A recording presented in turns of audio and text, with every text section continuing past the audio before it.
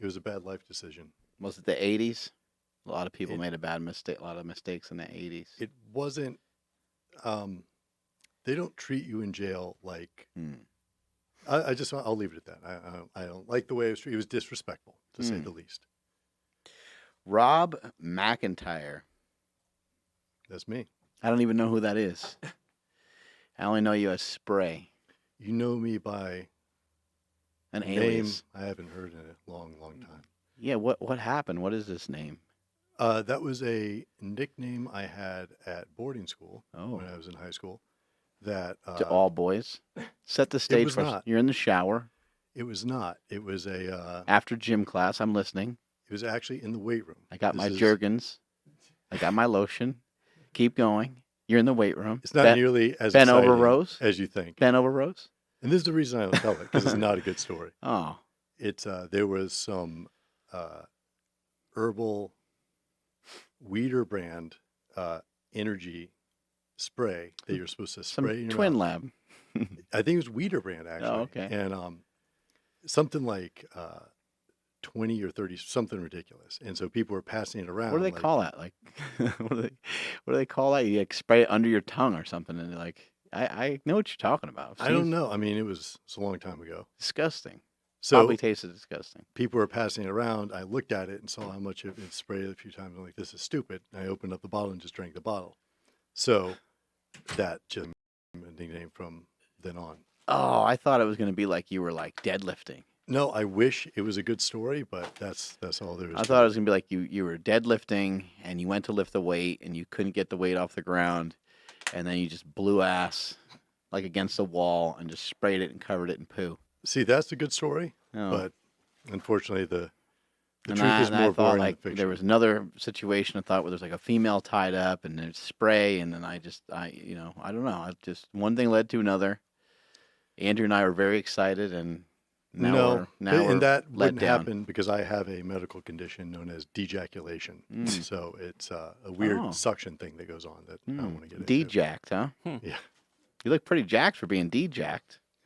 How long ago did you get into lifting, and how'd that whole thing get started? As far as I remember, I was always interested in strength, and I was a tall, skinny kid that was kind of strong for my size.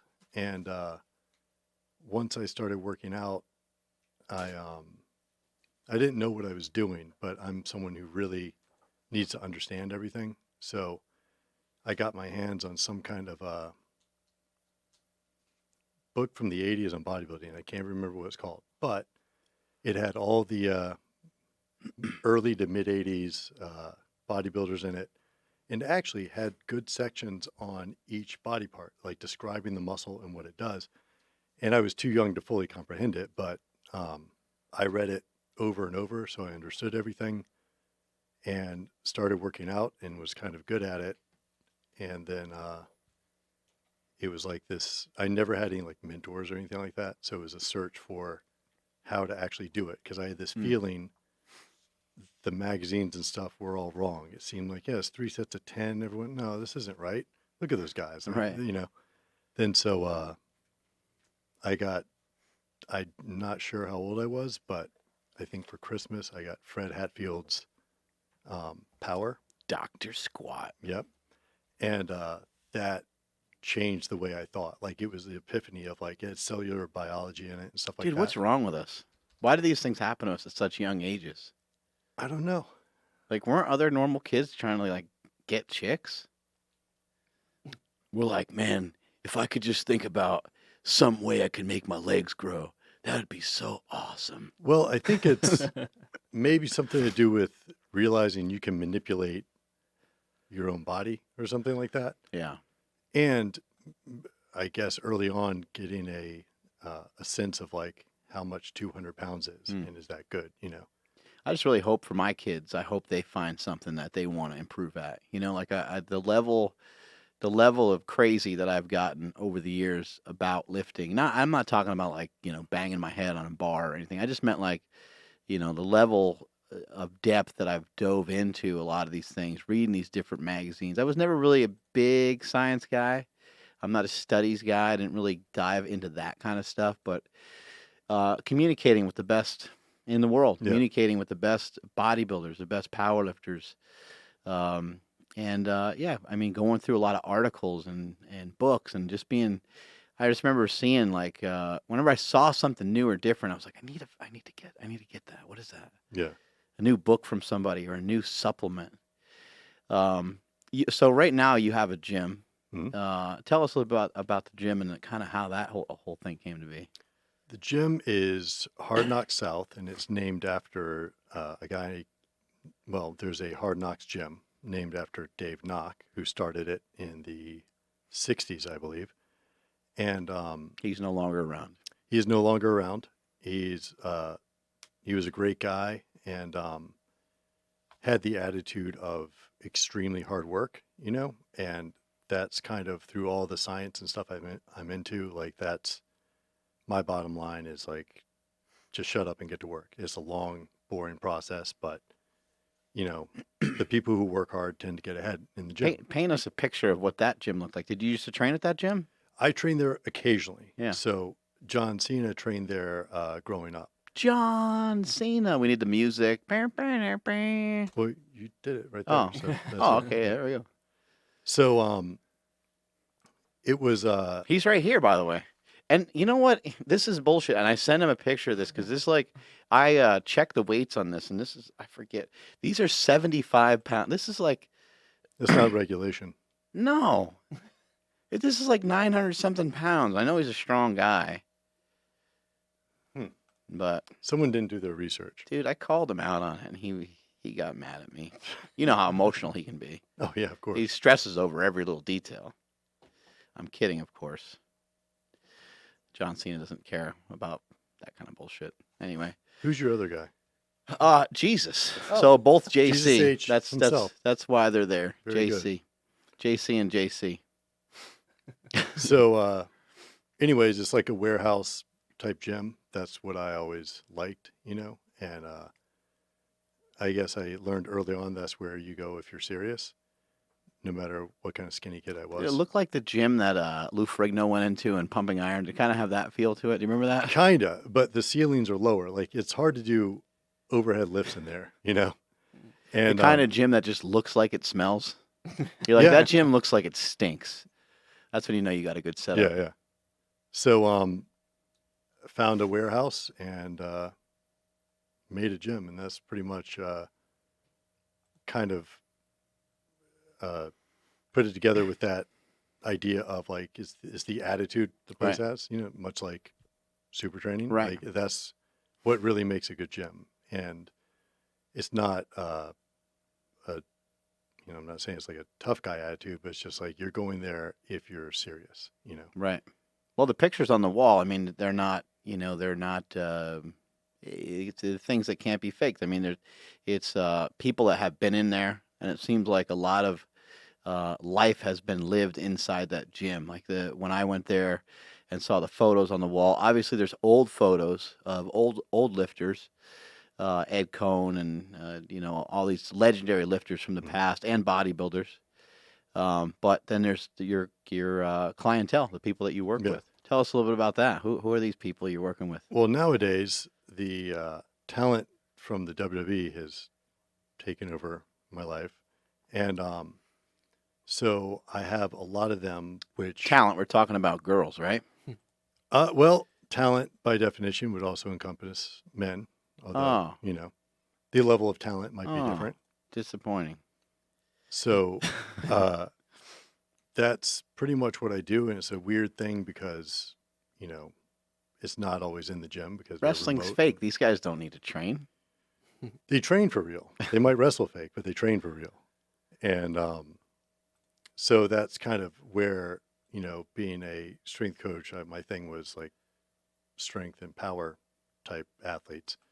And I also knew a bit about bodybuilding and all that. So it's an easy thing to blend. How important does the strength become for some of these guys? I mean, I've seen John Cena pick up the giant, but he's like, I don't know how much he weighs, 500 pounds according to the WWE.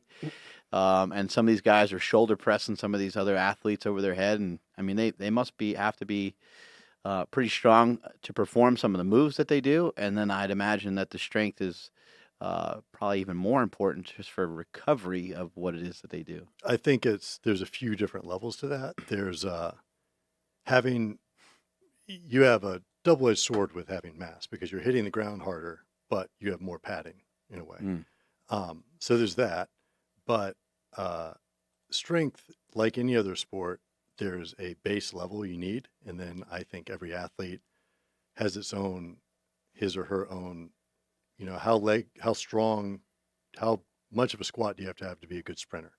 That will vary a lot, and it's the same thing for the WWE, and they have a bit of an option on how they want to train.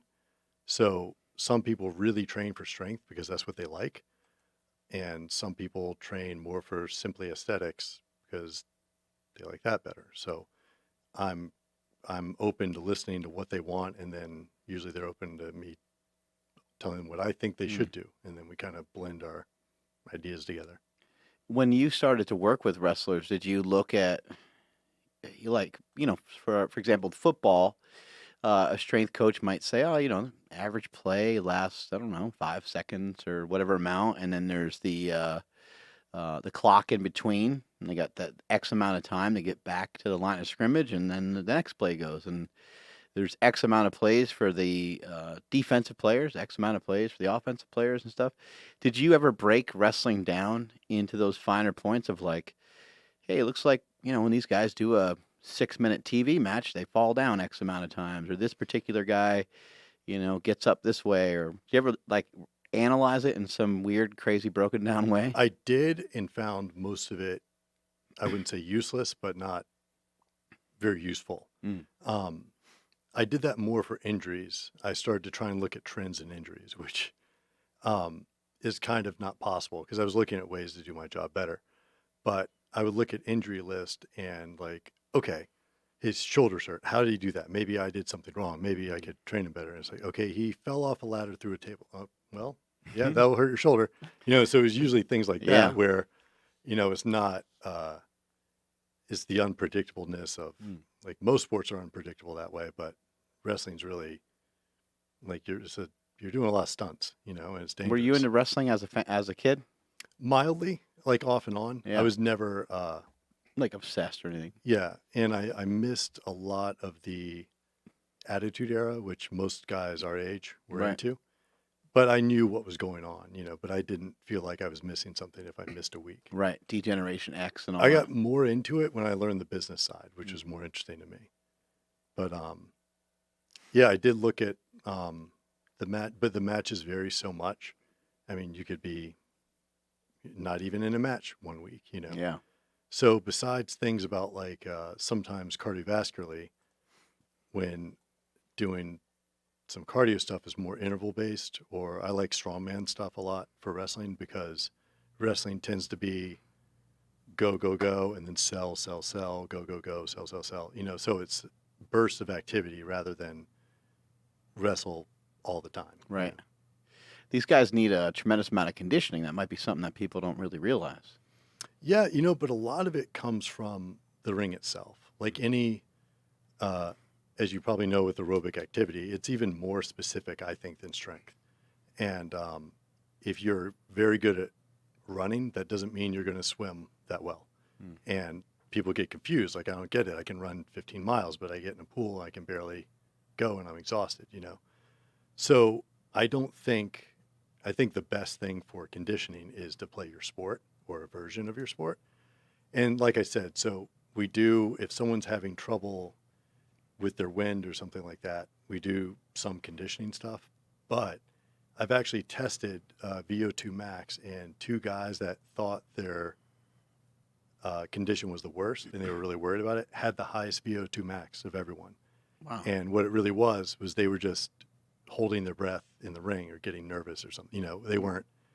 So they were making themselves tired. Yeah, that's a weird factor. The crowd. Yeah.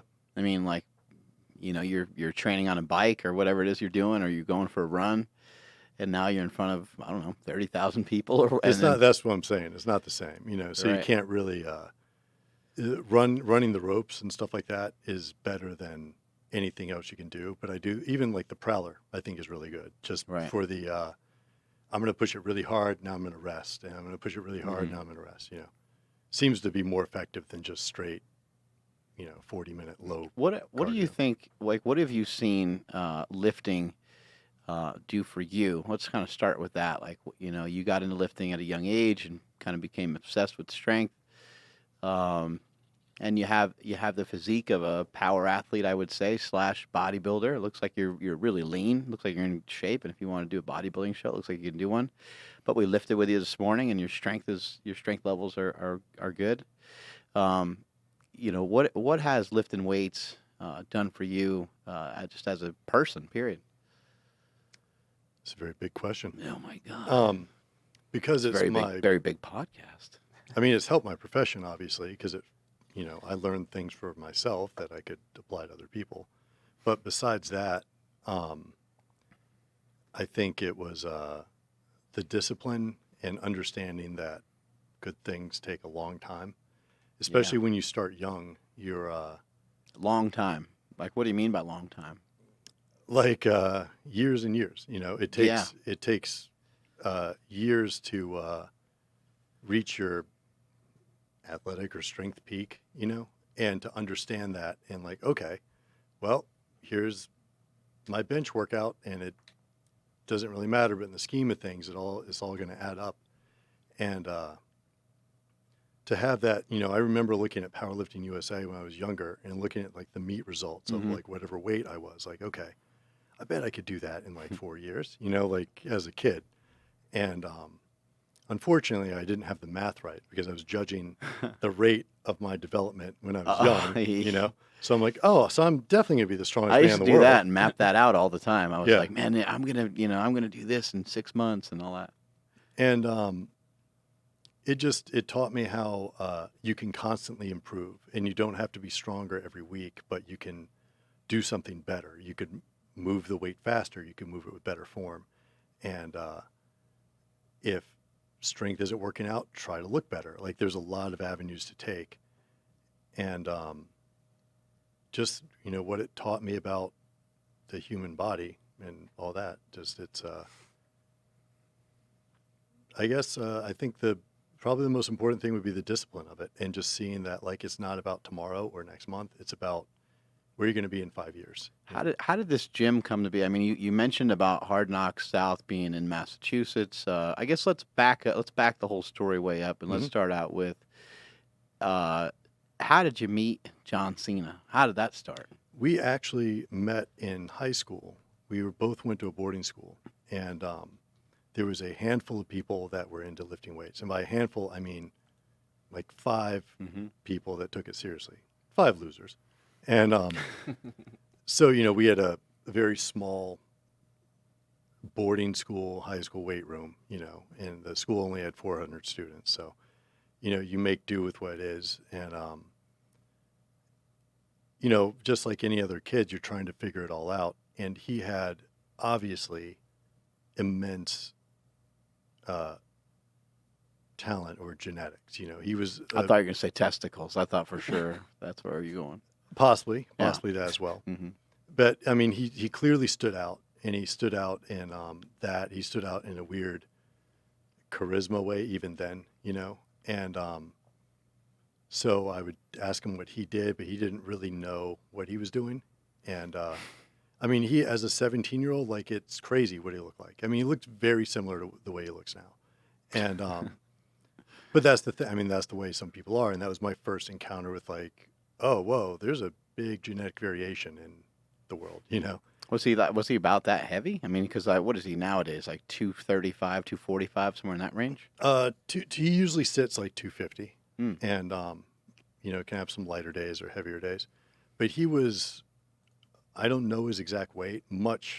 He was lighter for sure, but same shape and everything. Like Mm. way too muscular for a kid that age. Yeah, where people just like, what the hell, like that's high school. So like people talk in high school, like Yeah, people are like, what the fuck's going on with this guy? yeah, and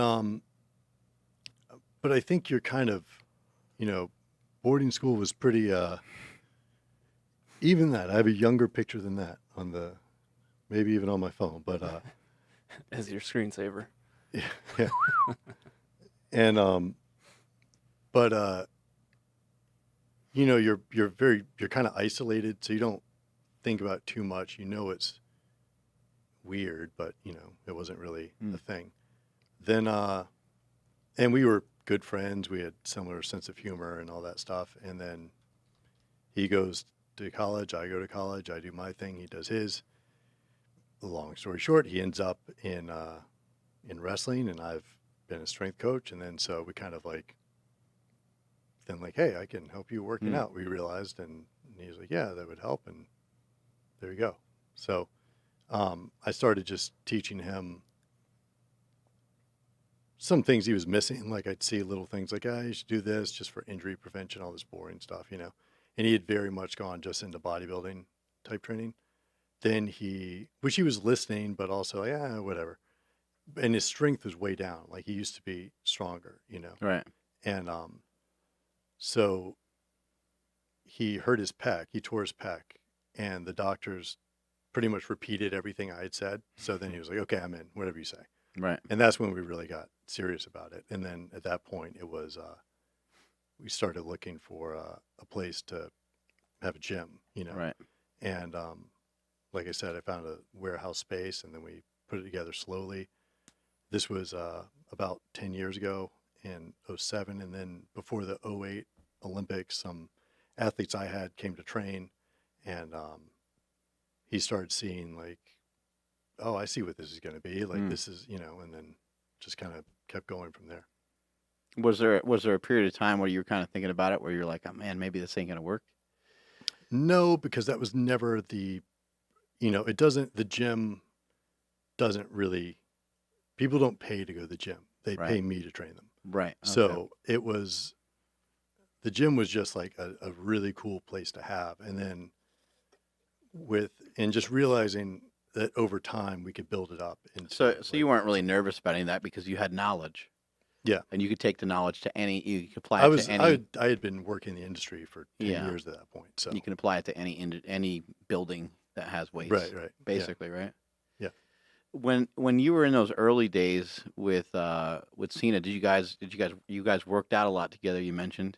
And were you guys in school together in the beginning, or did he transfer into your school, or you transfer into his? I transferred in. He was there for a year. He's a year ahead of me. So I transferred in when he was already there. I'm trying just to imagine, like, you know, because when I met him, I got the same sense, you know, right off the bat, that there was like just something different about the guy. And so I'm trying to imagine, like, did other people talk about him a lot, or was it just like he's just like a normal kid? I've told this story before, but I think it's a great example. It might have even been my first day, like real day at that school. They had an orientation, and so you have this big assembly place, you know, and he was one of the presenters because he had been there for like an extra week ahead of time or something. Right. And he came out on the stage, and like I remember very vividly, like I could feel the whole place like lean forward, and then someone say like, "There he is. What do you think he's going to say?" I'm like, "Well, who's this kid? You know, like why is he so interesting? You know?" And that was, you know, thinking back, like it makes sense, but there are people like that have this magnetism that just makes people interested for some reason, Right. you know? And so, you know, as we've talked about before, I mean, even going forward, I always felt he had this certain, the way he could act, he was over animated and stuff. Yeah. Like there's a performer there, you know? And when you're around a lot of normal people, it stands out, you know, and you might not recognize it, but hindsight being 2020, like, oh yeah, that was always there, you know. What did he talk about at that? I don't even know. I don't even remember. Yeah, it's like I've told people before. You know, he's somebody that's just, when you meet him, it leaves you scratching your head. But it's also, I find this to be really interesting because there's times in life where you look at somebody and you can't help but be jealous sometimes. But John, in my opinion, or at least my experience with him, I never felt that way. Because I always knew that he was just on another level. It'd be like being jealous of Jeff Bezos, and you're trying to battle against him in terms of the way that you do business. Yeah, I think people see, like, he has a number of gifts for sure, but he works his ass off. And when you see that, it takes away well, that guy didn't even have to try. Right. Like he tried incredibly hard and he's gifted. So when you put the effort in, I think it takes away any kind of jealousy because Yeah. a lot of people are like, oh, I wouldn't work that hard, you know? I was telling you yesterday around the time I met him, like I met him through Mass Movement. You know, they Yeah. were moving fitness equipment back in the day together with my two brothers. And when he came to Los Angeles and started working at Mass Movement, he mentioned he wanted to do a bodybuilding show. And I was like, well, what are you doing for this bodybuilding show? And he was like, oh, it's 6 weeks out or however many weeks it was. But for like 6 weeks, he really just ate this tiny, tiny amount of food. I think he had like a chicken breast once a day. He had like 2 or 3 protein shakes a day, and like a scoop of peanut butter. And I just remember that, and I remember him saying that that's what he was going to do. And I remember he was saying he's going to do the bodybuilding show. And I remember him saying he was going to like win the bodybuilding show, and he was going to do all these different things. And as it started getting closer and closer, he just started getting more and more shredded. He was like following through with what he said. And Los Angeles, talk is very cheap. You hear people say stuff all the time when you're there. But he said what he was going to do, and he went out there and he did it. And I think actually in the bodybuilding show, from what I remember, I think he placed second, and he was pissed because he had so much muscle on him that it's like it just didn't make any sense to get. But sometimes that happens. But I just remember thinking, like, if he can apply himself in a diet that way, which is a 24/7 fixated control over yourself, then he can probably apply that to anything. Yeah, it's he has a great ability for just very methodical, step by step, no matter how long something's going to take. And I think that's one of his great strengths is being able to see the long term instead of just like, why isn't this working this week? Like, oh, it's going to work in 5 years. Okay, here we go, day one. Like, I mean, he literally thinks like that, and that's how he acts, whether it's like wrestling stuff or learning Chinese or playing the piano. Like, it's all like, I'm going to learn how to play the piano, and I'm going to really suck really bad for 2 years, but I'm going to do it every day. And then he does it. That's crazy. Yeah. There's some shots of him. We're looking at some shots of him bodybuilding back in the day and later on becoming the prototype and getting more and more involved in pro wrestling. What was it like when you got a phone call from him and he said he's out in LA and he was going to do professional wrestling? Well, I had been out there a few times, and I'd actually mentioned something to him about he should try acting because he had something, but he didn't want to do that. Everyone's out there trying to be an actor, which is understandable. And it's kind of frustrating because I felt like there was something special about him, but he was just kind of being like everyone else. And then when he said he had started wrestling school, that was just like, oh my God, that's perfect. That's exactly what you should do because that's crazy and different and would utilize all your talents, And I had no idea it would utilize them to that level, but turns out it was the perfect thing for him, What's it like training all these athletes? I mean, training high level athletes is always like different. Mhm. These are different types of people. And you've worked with world class shot putters and discus throwers and hammer throwers and all kinds of different people. But what's it like specifically working with the WWE? All kinds of different people is a good example. Like there is some sports you kind of have an idea of like the type of person that plays that sport. That's a very good point. The WWE is The difference between a linebacker and a running back, not a huge difference. Right. Difference between a defensive lineman and offensive lineman, not a huge difference. But baseball player, just their personalities, Right. or a football player. Like Right. anyone at a university can be like, baseball player, Right. And the WWE though is such a melting pot of personalities and types that it was difficult for me to kind of like, I was used to actual professional athletes, not that WWE aren't in some way, but they didn't have that background. They were growing into being professional athletes as you and I think John are huge parts of it. To be honest with you. Yeah, and it was, but you didn't have the background of things I took for granted. Like, you see an athletic trainer all the time, and you know how to do mobility drills automatically, like because you've been doing them since you were 12, because you're special and you're an Olympian, And they didn't know any of that, and so I didn't like. It was an adjustment for me to figure out like, okay, what level is this? Because some of these guys are super strong, some aren't, and so everyone's very unique, and everyone's very like more so than a lot of other sports, because it's all different goals and different body types coming from different places with different talents, and so every workout I write there, like there isn't a wrestling workout. They're all very different, and for that person, What do you think it's done for some of these guys to get them to do? When I was in pro wrestling, a lot of the guys were still kind of stuck on just doing bodybuilding movements. Not that there's nothing wrong with bodybuilding movements, but they weren't utilizing any real power lifts. I definitely didn't see any strongman stuff.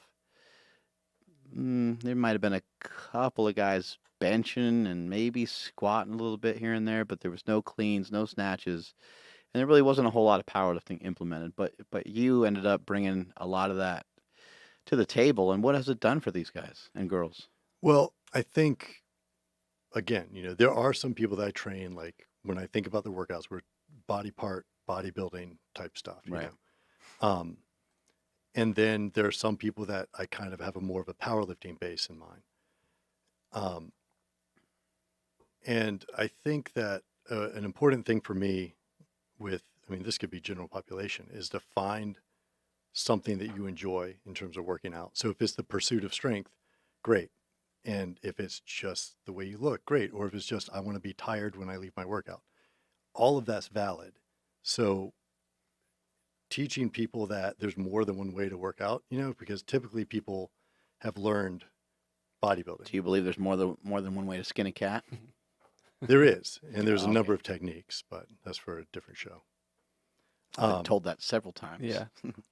So, for the women, a lot of times it's realizing what a 200-pound squat means, because they have no reference to numbers. And for guys, it's, maybe same thing. Like, well, I would never squat 405. Like, no, you can. You can do it in like 3 or 4 months. And then when they do that, like, oh, what's my potential? Just to be able to seek that stuff out. Hey, look at that. It's got to be hard for these men and women to, to listen to you saying, hey, you can squat 200, 225 and 400 and so on, because a lot of them got to be, I would imagine, be in pain because they travel so much and they're. Well, that's something you work around a lot, and you try to, if whatever their issues are, knees and backs are a constant thing in wrestling. So you have to find a way to train around those things, So some people might be able to, some people don't have that many knee issues. Some have a lot of knee issues. And, with knee stuff, you can deadlift quite a bit, and maybe you can't do squats all the way down, but you can do box squats or something like that. But we do a lot of I really attack things like, flexibility and all that, anything that I can do on my end to alleviate, knee problems and that kind of thing. But it's mostly learning that you are a professional athlete and you have to treat yourself that way. So when you're home, that doesn't mean you're off. That means you have to get a massage, or you have to, do whatever else it takes to keep your body working. And a lot of times the younger wrestlers, maybe younger athletes even don't realize that because you can get away with a lot with when you're 25 or something. But most guys, when they're, getting into their 30s, start to get more serious about like, yeah, I got to stop drinking and start getting massages, things like that. Is there any background, like athletic background, that transfer over is a little bit better into wrestling that you've noticed? Like, say, like a gymnast, like, okay, yeah, they're probably going to make it once I get them a little bit stronger. Anything like that? For every way I could confirm that and think of a gymnast that like, yeah, that worked out. There's a lot that don't, because there's so much more to it. I will say that coming from a sports background really helps with the discipline and the training, and not coming from that, it's more difficult unless they've like always been to bodybuilding or something for them to accept that like this is something I can't stop doing, and because I have people that have a lazier personality, but if they came from a sport, they'll always show up, just because like, oh, it's not an option not to. This is what I've always done, So I think that's more of the benefit rather than, if you come from actual wrestling, there's a few moves here and there and stuff like that that helps for sure. And you might not need as much training to make, for lack of a better term, make things look real. But, I mean, just look at the roster, like it's a huge variety. Did you guys go over holds and moves in the gym? No, there's not. You're like, You don't superset? You have like, I could just picture you got someone doing a wall sit as very sports specific. They do a wall sit because they get somebody in the camel clutch or the Boston crab. It's like, dude, you're going to need this. Trust me. This is going to win WrestleMania for you. Well, that would be being too sport specific, I think, There's not that much wrestling talk. There's some like broader concepts that the guys and girls might talk about, or laugh about something happening in a match, but there's really not that. I mean, it's like anything else. Do you believe in some sports specific stuff, or do you think like, for example, a baseball player, like, does it make sense for them to be in the gym doing a swinging motion with weights, or does it make sense for them really just to exercise, lift? Well, I think that have them be separate things, or that's what's some of your philosophy? My general philosophy with everyone is to. You think I'm full of shit? No, I think you're. Well, why were you thinking that? I could tell. I think you're a very intelligent and accomplished man. That's hurtful to me. Spray. Take it however that you is want. your real name. I believe in developing an athlete first and then aiming them at the sport. Even if they just want to be a power lifter. If you start just powerlifting early on, I think you miss a lot of just general body development, and so you get to a certain level and then, you get more sport specific. So then it becomes very individualized, where running with a parachute might help one sprinter, but it might slow down another because his movement pattern is so essential and the parachute changes his movement pattern, so it throws his timing. And I think there's sport specific is an overused term because when you train your sport, that is your sport specific thing, It's like you don't kick a weighted soccer ball, or something like that. Right. But even the act of lifting would be sports specific in some way because you're just lifting to try to get better at the sport. Right. So you would you would do exercises that like, if you are a football player in you might do some more explosive stuff rather than someone who's just trying to be in shape for baseball or something, right. Unless you're a home run hitter and you use that mass a lot. Like it gets down to that, like to the individual, his or herself and how they perform their sport, just like how much strength do you need to throw a baseball or to throw a shot put or something. Like there's some like baseline numbers, even for a baseball, that you have to have to get to a certain velocity, but then it varies a lot between people on how strong they are, you know. And so I think getting too sport specific, you kind of will screw up a higher level athlete. Has the WWE ever tried to run or overly participate in your gym? No, well, I worked for WWE for about 4 years or so in the early stages of So you work directly for them. right, in their developmental program. Then they opened a training center in Orlando, and they've done a lot out there to make it very. It's awesome, you know. Is constantly improving. Like NXT has come a long way from where it started, and but for me, like everyone in the WWE is an independent contractor, you know, so they can do whatever they want when they're home. And Vince McMahon's 1099, and all those folks, huh? yeah, so no one talks to me from the WWE unless it's something like maybe they're looking for someone and they think they might be in the gym, or they want to do some story and maybe I have footage or something like that. But no one interferes with what I do because I don't work for them, you know. Right. When you did work for him, was it hard? It was busy. It wasn't hard. It was enjoyable because it was like figuring out a new realm of how to do stuff. Towards the end, it was. There's never a point where they're like, "Hey, why are we paying?" You know, I just imagine like a company like that's going to be concerned about what they're paying and making sure they're getting their money's worth. And no, it was very. I mean, they could have had meetings or something, but I got a lot of compliments. Like I liked when I was getting it from camera guys. That's when I was like, okay, I'm on the right path, because they would say things like, "Man, whatever you're doing, like we see these guys every 6 weeks or something, and we can tell the difference." And I'm like, "Oh, those are the guys I should be listening to," because that's a kind of outside eyes. But the camera guys, look at that. Yeah, good job. So no, it was the more they started to send more and more people to me, it was honestly more than I could handle by myself. And that was frustrating, trying to do my job the best I could, but having so many people at the same time.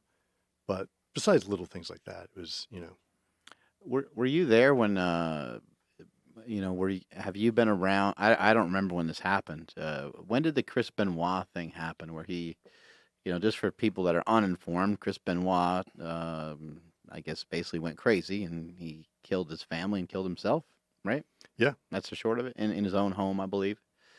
And I think that he was on prescription medications and probably suffered from depression. And now we know things, later that people's brains are getting destroyed a lot worse than we originally anticipated and thought. And so the WWE had to.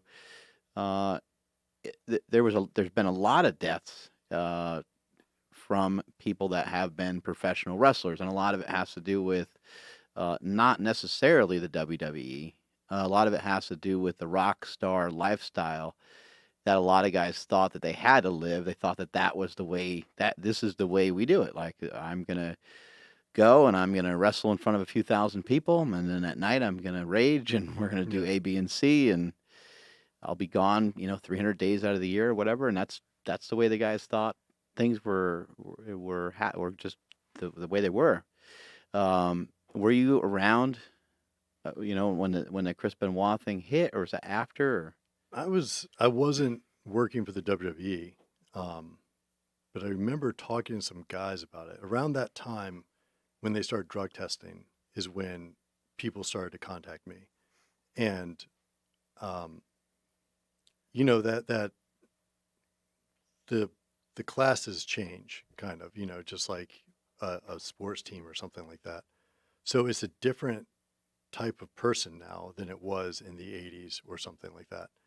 And there's still that, rock star element, but they do carry themselves much more professional. And the world's different, social media and all that stuff. You can't go crazy and stuff. And to survive in this business, you have to take care of your body. And it's just a different level. There's a lot more people interested in health and stuff. And some of the old guys, I've heard them complain about, like, oh, all they do is go to their hotel rooms and play video games instead of going to the bar. But part of you is like, good, whatever keeps them sedated, because they can't get in trouble. Yeah. But yeah, it's just a different way of thinking. And I think also realizing that your body is just one element and you don't have to look like the ultimate warrior to be successful. But you do. Well, If successful in certain realms. If you want to be awesome, you need to. Yeah. That must have been a hard thing for the WWE to go through, since Vince, has been so attached to that. He's been so attached to the look. You remember those old clips of Ivan Putski coming to the ring or the Ultimate Warrior, and Vince would be like, "Oh yes, he's really put together." And he'd lose his mind and go crazy about how jacked and how good the guy looked. And then Vince himself is jacked and tan. Well, I think there's always going to be body guys. You'll always have that.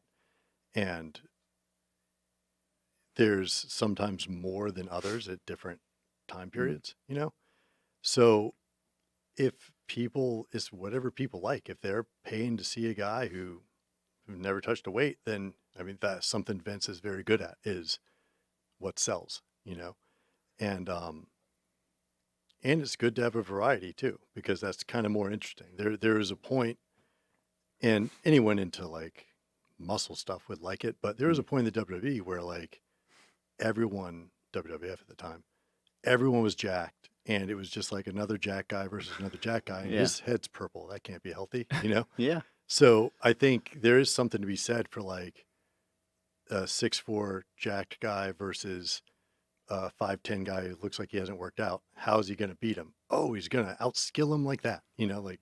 But this is entertainment,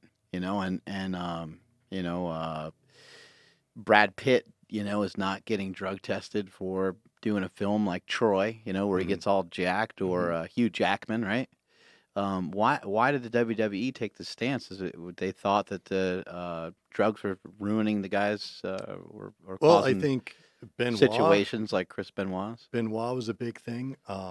Baseball at the time was getting hit really hard, and the government was looking around at who's next. And it, even if it's kind of known, there is an element of like, remember too that the WWE didn't have the kind of sponsorships and stuff it does now in terms of like the individual wrestlers. Yeah. And Cena went through a lot of that, is, trying to open the door of, getting legit, whoever, Nike, to pay you decent money and stuff. Right.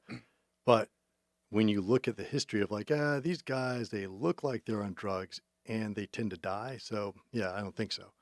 Because like, don't forget, like, drugs are illegal. And, it's hard to put your money behind, like, this guy's probably doing something illegal, and they tend to get caught and have health problems and all that. And so the WWE implementing things like that and really paying attention to the health of wrestlers, like, I think it's been a great thing, because it's really helped keep people alive. Yeah, no, I'm in full agreement. When I've been backstage before and seen the even just the food they have available, they got cake and stuff like that too, but they have enough healthy food where it's very easy to make a healthy choice. I think even that plays into it, especially the exhaustion of all the travel and just their bodies are really taking a beating. But the WWE, they really actually test for steroids. Yes, it's a real independent organization. So it's not done by Vince and Stephanie McMahon. No, that was Triple H. Like, oh yeah, it looks pretty good. No, they get out there and go kill somebody. They show up and collect the urine like a normal, drug test and everything like that. And when you were working for them, did they test you? They did not. So they test all kinds of people, right? They could be on. I could be on anything. Oh my God! Well, that explains it. Yeah. Fucking cheater. What about concussion protocols or anything like that? They have that. They have testing for concussions and stuff. To what level? I'm not that familiar with what the medical is doing now. But when they're suspicious of stuff, they'll take people off the road for a little while if there's an issue and stuff. Wow. When you worked for them, did they want you part of their Or I don't even know if the wellness program was part of. Was it part of it while you were working for them? Yeah. And, I communicated with the medical and stuff like that. That's like I was saying, I would ask to see injury reports so I could try to figure something out. So can't figure out anything. But, uh, I was involved in that stuff, and, we'd talk about talent and potential and all that kind of thing. Do some of the guys or girls come to you and talk about? I know that your gym, is kind of a spot for them to come and not talk about work. Do they sometimes, just frustrated? They sometimes like, man, what do I got to do? Do I, need a better body, or do I need to do this or that? How do I make more money? Like, what do I got to change my gimmick or? Well, I'm not a wrestler, and I don't claim to be, Yeah. and I can't tell them what their problem is, but Right. usually they're their own problem. And, Right. I'll listen, but, in the end, it's usually, just normal outsider advice, because like in any other industry, like you could be complaining about why you haven't gotten a raise at work or why you haven't been promoted. And then just simply from the outside looking in, like, well, didn't you say you show up late like half the time a week, of the week? Yeah, but they don't care. Well, that's probably one of the reasons, They because probably do. I wouldn't promote you either. What? Well, they don't care if I don't like that kind of thing. Right. Sometimes when you're in it, you can't see the You're like, obvious. I think it's kind of obvious. But it's, I'll mention things to people like, like for lack of a better term, I'll say like, you've gained a lot of weight in a bad way lately, and they're okay with it or they're not, or I'm like, whoops. or they'll ask if should I get bigger, leaner. My answer is almost always leaner, because that's a good place to start, But Do other wrestlers from other organizations, like a local one, like in LA's like PWG, like do you get wrestlers from other organizations coming to you guys and being like, hey, can you hook me up with someone's phone number or something like that, or can I come train here? Can you give me some pointers, that sort of thing? I get people asking about training sometimes, Mhm. but I'm very busy and I don't really have that much time for extra people. And I'm not impossible to, but I'm hard to get a hold of, Yeah. just because the gym has a social media presence, which is me, but I don't check it that much. The gym's know. also like unmarked. It's hard Yeah. hard to figure out where it is. It's kind of scary. Our Uber driver's like, what is this place? 'Cause I've Right. dropped a lot of people off before. We have to go back to the Uber driver. The whole experience of going from the hotel to coming to a Mhm. stop sign, seeing a fluorescent neon light that said the Todd. Oh yeah. Yeah, our Uber driver was this woman who was probably, I don't know, 55, 60 years old. She obviously had kids, and so she's heard it all, So we were saying weird shit because we were seeing like weird looking suspicious buildings, and then we saw the Todd, but the Todd really stood out because it had like cartoon characters outside of it, but it looked There's like nothing for children in there, just to be clear. no, I know. And It I was looked like this- Mickey and Minnie Mouse holding hands, just super happy, and these pink neon lights Yeah. everywhere. But like that's it. It didn't say what it was. It basically looked like a house for pedophiles. Yeah, It draw is draw the perfect- draw the perfect- kids yeah. draw the kids in. Yes. It's a toy store for adults, Yeah. is what that is. Our Uber driver was like too shy to She like couldn't say explain it. what it was. She's like, "That's not a nice, don't go in there. That's not a nice place." She was, But and then it was so funny because we're like, well, what is it? Like, what the hell? Like, do you draw kids in here? Da, da, da. And she's like, oh, that's a bad place. And like, well, like, what is it? She's like, oh, it's for couples. And we're like, oh, like swingers? And she's like, no, and then I think someone was like a sex shop. She's like, yep, that's what it is. Oh, okay, there you go. Yeah, well, I think that's it's a bad place depending on your perspective, Unless, of course, you need maybe a leather mask. Yes. Oh, that's where we're going with this. Yeah. I did from the Todd get a GIMP mask at one Oh my time, God. which was a disguise I used a long time. It wasn't leather because I couldn't afford that at the time. The leather ones are very nice, but until it melted in my closet one day. Wow. Possibly overuse. Who knows? Spontaneous combustion. Yeah. Hey man, you do what you got to do. Everybody needs their own gimmick. That was yours for a while, I guess. Yeah, it came in useful a few times. I've heard you talk a lot in the past about Olympic lifts, and I know that you mentioned kind of sounds like you're of the mindset of you want to find out what's intriguing and motivational to people, uh, just so a lot of the athletes and clients you're working with, just so they're going right, and you don't want to slow them down with too much BS, but if you can catch them with to talk them into a clean or snatch, you probably will. But what have you seen, minus even just the pro wrestlers aside, I guess, for a second? There's a lot of debate on how to train an athlete. And you always hear like high school football, they're always like, we need cleans, we need to be explosive. Volleyball coaches and things like that, they'll say we need plyos. And what do you kind of make of all this? And what have you seen, or where have you seen in Olympic lifting being effective for sports? Um, that's also a big question. The Olympic Yeah, it always lifting, depends, right? yeah. Like yeah. Well, I'm trying to, Yeah. answer as clearly as I can. Olympic lifting is something that I don't think there's any exercise that's essential, right? Even the great squat itself. That's a great statement. So Write that down. Written. if you have one coach and a bunch of high school kids and you can't teach a clean effectively, it's not going to be an effective exercise, because moving a weight from the ground to their shoulders, if you do that without any kind of hip extension, what are you training? Like, the point of the Olympic lift is to train that for football. So that's kind of not very useful, I also don't think the Olympic lifts are the best choice for physiques, and that's, a lot of people associate that with CrossFit physiques now, but there's more effective exercises to use just to make yourself look a certain way. Why do you think they're not great for physique? Because they lack, the majority of the lift lacks an eccentric component, which is where you do a lot of the little microfiber damage to repair. So it's all,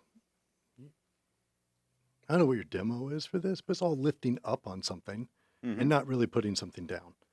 And of course, like any kind of lifting is going to get you some size, and you could say like, oh, your shoulders will benefit, or the legs from the squatting. And if you look at the best of the best, of course, like, they look like they have some decent physiques on them. But I'm just talking about efficiency. If you want to look good, there's more efficient ways to train a muscle directly. The great thing about the Olympic lifts, and the difficult thing, is they train differently than any other exercise at the gym, is they coordinate all your muscles together. And that's what makes them so difficult, is you're trying to use everything that you have all at once. And that's a concept for people experienced with lifting that doesn't make sense, because you deadlift or you bench, and those are the biggest exercises you do, but you're kind of deadlifting more upright into a jump into a front squat. Like, it's a lot to learn. And there's also the flexibility component of, if you're not flexible in the right way, like, it can be dangerous. All that being said, I think they're awesome and efficient, and I love efficiency. I think done properly, they do train hip extension and explosiveness.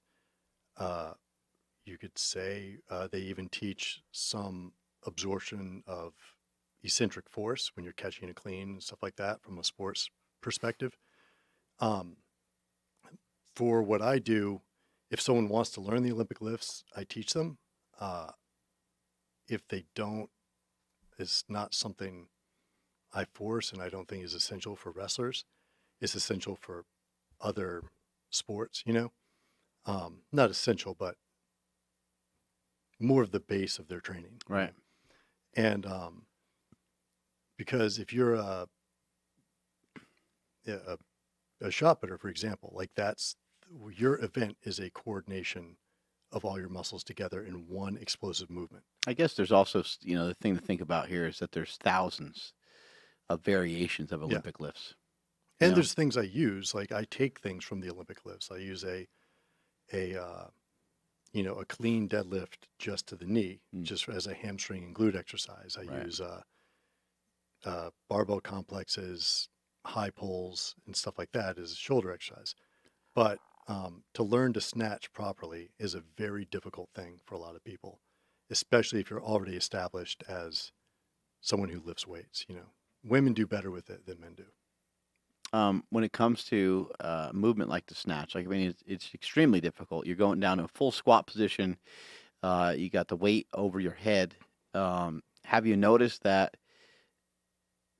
maybe most people that can perform a snatch, even without a lot of knowledge and even without being able to knock it out with perfect form, have you noticed in your history of working with people for over 20 years, have you noticed sometimes that those people are the best athletes in the room, the one that kind of can perform some of these movements, even though it might not be critical or crucial, or it might not be the most important thing, but does it show some signs of Hang power snatch. I have seen personally a direct correlation between performance on that exercise and performance in their event, as long as it's a kind of power-based thing. right? Because a lot of times the best athletes aren't the best in the weight room, but you would take, I remember making lists of this and seeing the lines of the, top athletes in an event, and their lifting performance may be in the middle, but their hang snatch would be towards the top. And that happened over and over.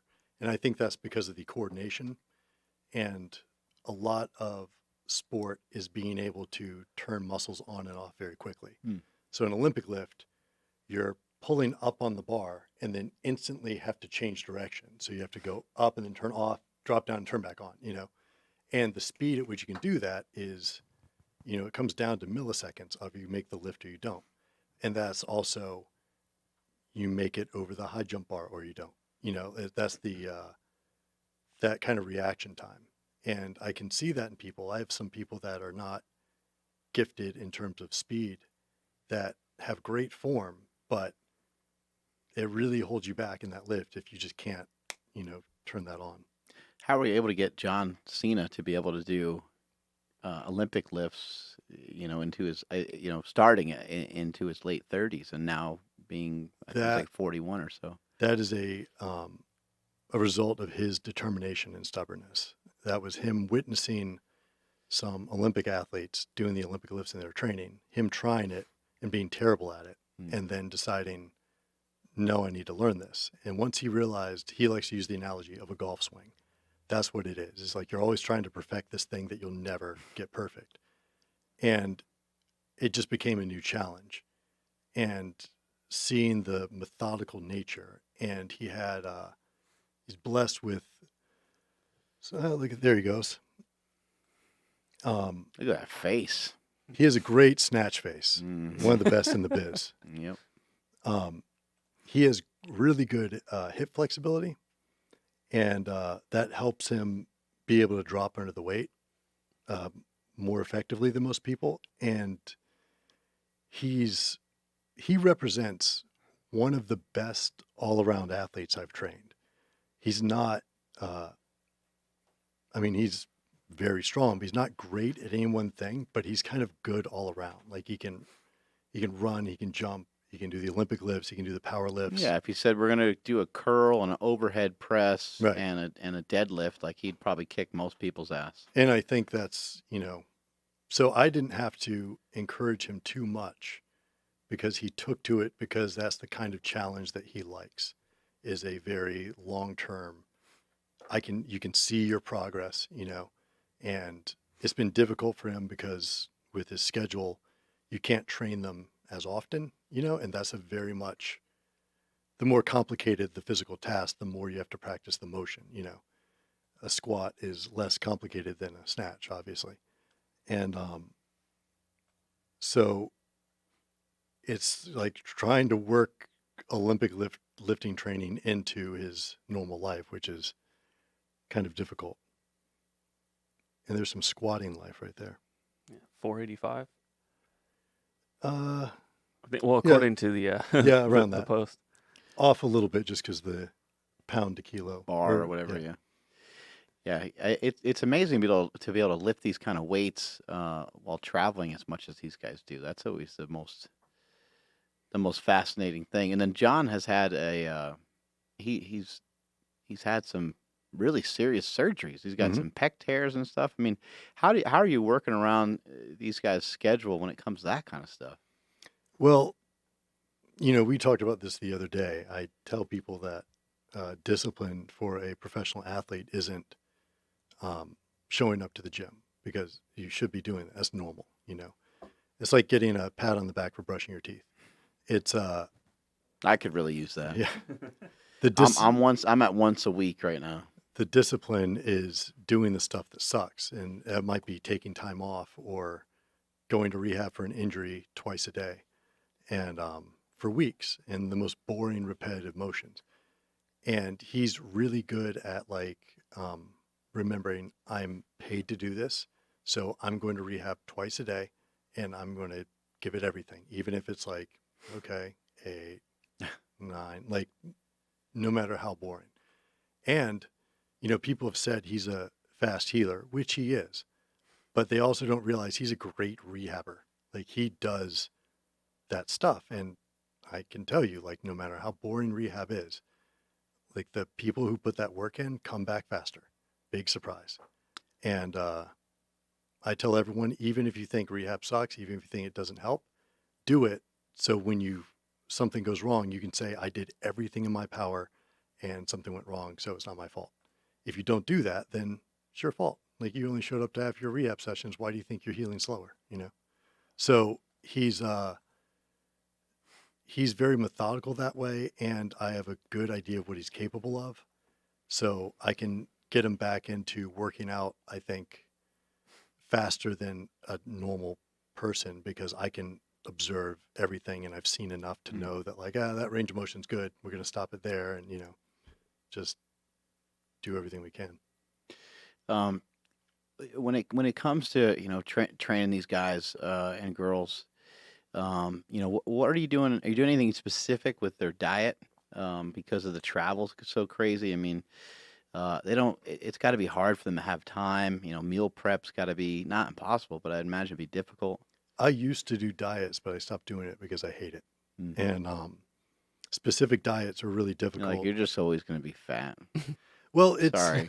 people don't stick to it, and honestly, it's almost impossible when you travel so much to do something ultra specific, And so what I do is just I'll give some kind of general advice. If they want to throw ideas off me, that's fine. But I think meal prep services have been one of the coolest things in the last 10 years, because that makes it so easy. And a lot of the Yeah, now guys you can and even girls, tell some of these companies, hey, I'm going to be here, ship it there. right?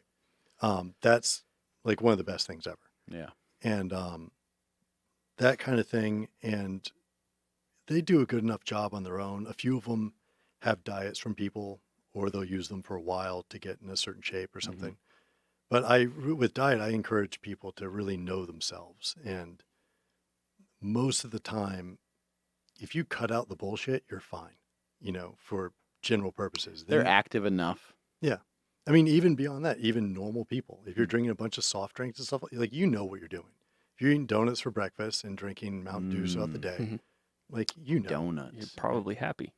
Yeah. But I mean, that's the thing. It's when people ask me for diet advice, I tell them, like, you probably know, what do you do wrong? Well, I do this and this. My breakfast is a Stairmaster. Yeah, well, we're not talking about you. We're talking about Very civilians. sad. How about supplements? Same thing. I help. I do put supplements together for some people that want it, just so they can travel with, like, the little pill packs and they don't have to think about it.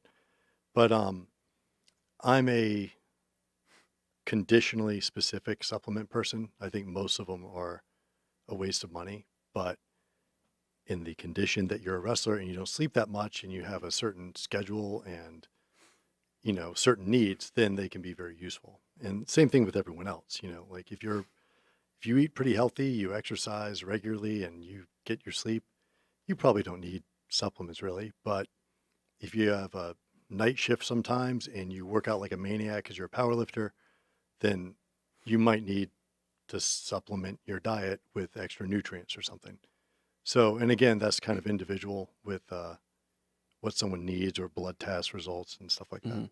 We were talking earlier about the supplements that actually work. Mm-hmm. Can you talk a little bit about creatine? Sure. Because we were joking like, oh, it just adds water to your muscles, bro. But what Talk are your about creatine in quotes or creatine? Like creatine or talking about yeah creatine? creatine? Yeah, creatine. Creatine. Um, well, there's only two supplements that have like overwhelming scientific evidence behind them. And that's caffeine and creatine. And creatine's so boring and cheap that a lot of people ignore it, but I still Boring think and it's cheap. yeah. I love that. And but it You know what? works. You're boring and cheap, boring Andrew. and cheap. Damn it. You can only package it so many ways, you know. And if you just get good plain creatine monohydrate, it's kind of a boring supplement. Yeah. But if you look at the science, it clearly does something, and even cognitively in some studies. So as I was telling you, I talked to a guy who pretty much discovered it or started experimenting with it and beta alanine.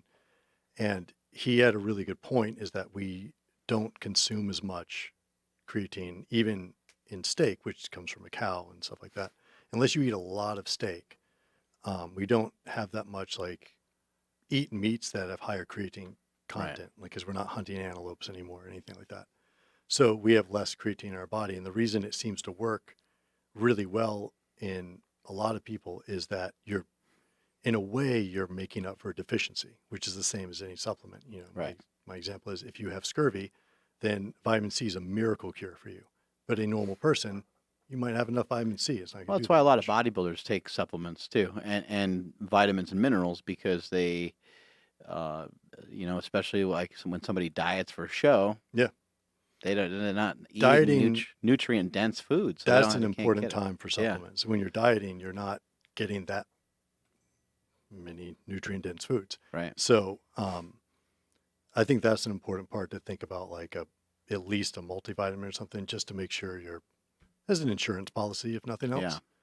But there's nothing out there. Fish oil's not going to give you a 500-pound bench anytime soon. Fish oil's great, but What? Poor Smokey. It's not. no, sorry.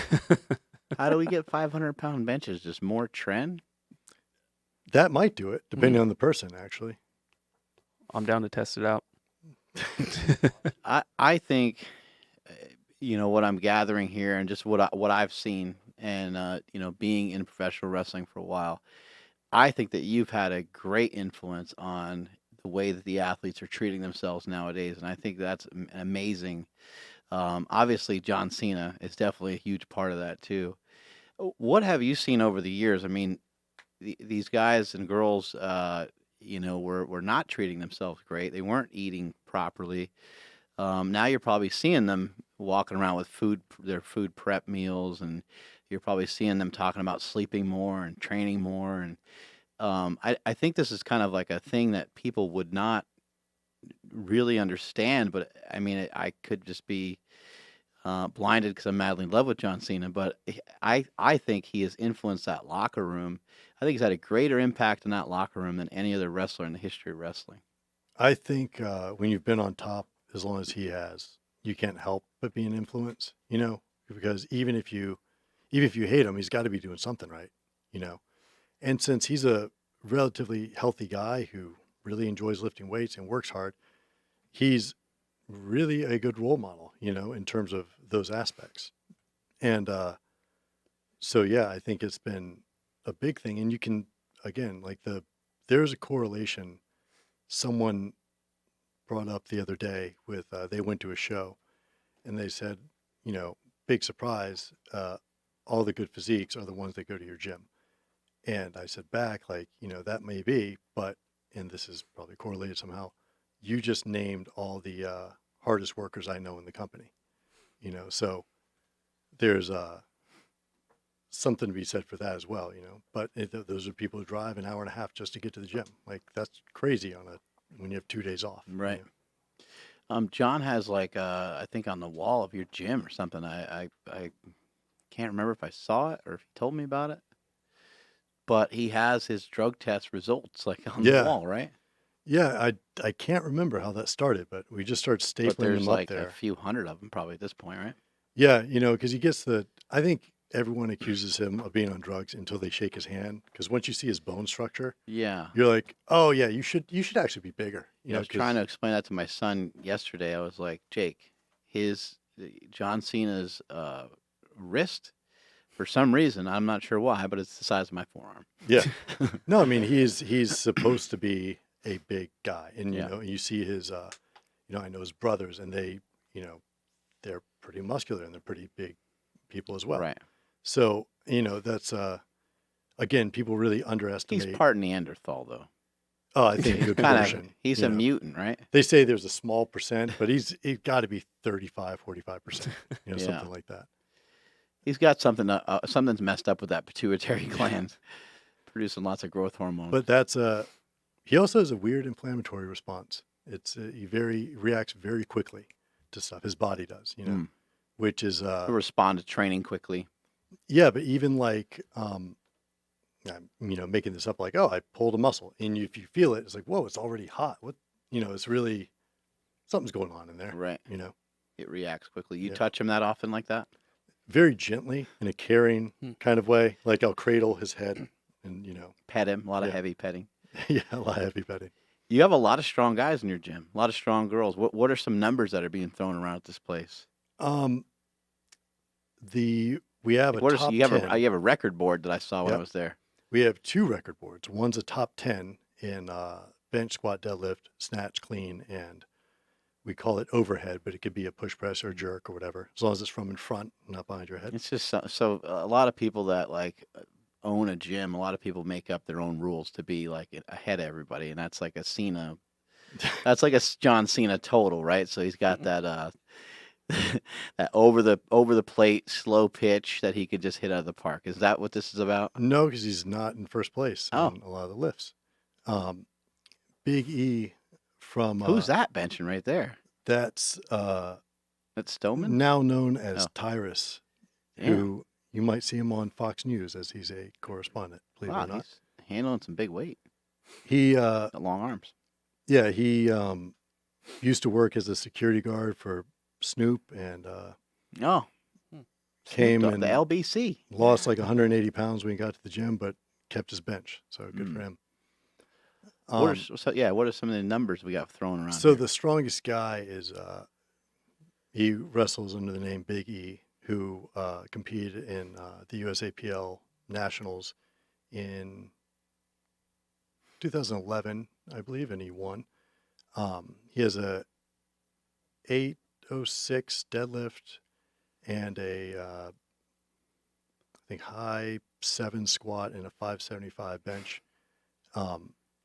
And the rules in the gym are you can touch and go the bench, but as long as it's not ridiculous, And since I'm making the rules, then I can make the call. But squats are no lift. usually recorded with the camera, and they have to be low, hip crease, passing the knee and all that. Yeah, nothing cheap. Yeah. And no straps or anything like that. So it's he's a very strong individual. Yeah, he's thick. Oh my God, He's huge. a good example when you bring up Cena is how there's always someone better. There's always someone stronger. And He did that it almost looked like he didn't know he could do it. he But was then he did it fairly easy. Like the- once he was like, oh, okay, I could figure this out. And the picked day it he up. came in the gym, I could see the potential. He was already strong, but I was like, oh, you could win nationals. I know, and he did within like a year and a half or something like that. So Did you go with him to that meet? yeah, it was Because it's always good to have a coach or have help. he had only competed once before just to qualify. Really? So, it was He competed twice and he won USAPL Nationals Yeah. as one of it them. was awesome. It was one of it was just super fun because no one knew who he was. And, and I'm just sitting there like picking his weights, like, okay, go do that. Okay. And then he would just like do whatever's on the bar. And, but he's, Did he have competition that day or was it like he Yeah, whooped up on everybody? it was, what's his face? Hold on. Maybe Blaine Sumner. Yeah. Blaine. Blaine It's- Sumner. And, Blaine was, I was just trying to think of like the next fattest guy that I could think of. that was the only Yeah. competition because Blaine was there and his squat was something awesome that day. I mean, he's going to do more now, but I think it was in the low 8s or something. And you don't see that many raw tested. Well, you don't see me raw 800 squats regardless. Yeah, period. And so he was a little ahead after squat. E's bench is really good. And then Blaine pulled, if I remember right, his own PR in the deadlift. And then I gave E, I think it was 799. Like, he had never done that, but I was just like, you have to do this. And he was like, all right. And so he got it. You went out there and just did it, crushed Yeah. everybody. It was a good meet. And then he's, he was all, plus he's jacked. He's huge, and a really muscular guy. And then he qualified for Worlds, but the WWE didn't want him to go because they were going to start using him. So You've been researching this stuff for a long time, and you've been obsessed and you've been into it for a long time, and you research a lot of this stuff. What's some things that you found over the last couple of years that really intrigue you, that you're really interested in? That we were talking yesterday, and you're like, yeah, it's like some of this shit this is stuff that keeps me up at night, and it's just just a fascination with lifting. What are some things maybe more recently? I think most of looking at the journals is a lot of times it's confirmation for stuff that you're already suspicious of.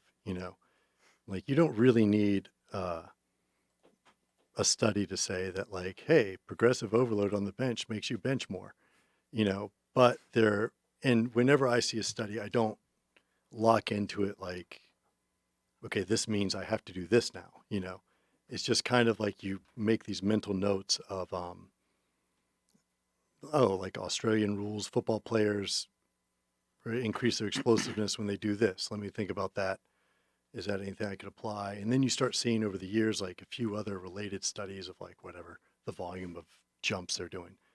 And then, like, oh, well, I kind of don't do that. Maybe I should start changing the way I do things because it looks like it's going in this direction, But so when there's been a lot of false starts on stuff, whether it's technology or supplements and stuff like that. So you take everything with a giant grain of salt, and from observation, I think I talked to you about this. I've spent a lot of money on genetic tests for different people. And what you can tell from genetic tests is really cool to get like a definite answer, but You are not the father. not those kind of tests. Oh, But we have we're not there with the research yet to back these things up, but they have some genes that they know influence athletic performance.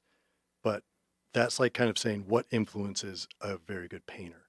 There's so many factors, and so we can't predict anything, although companies are trying to claim they can. And a lot of it is like, yeah, they can tell you if you have a gluten allergy or something, right? That's what those they- things are easy. You can Yeah. do that. It's like Oh. testing for brown eyes or something. Right. But a broader concept is really difficult, So athletic ability, like, what does that mean? Does that mean your speed? Does it mean your motivation, your strength? So there are some tests. It's like,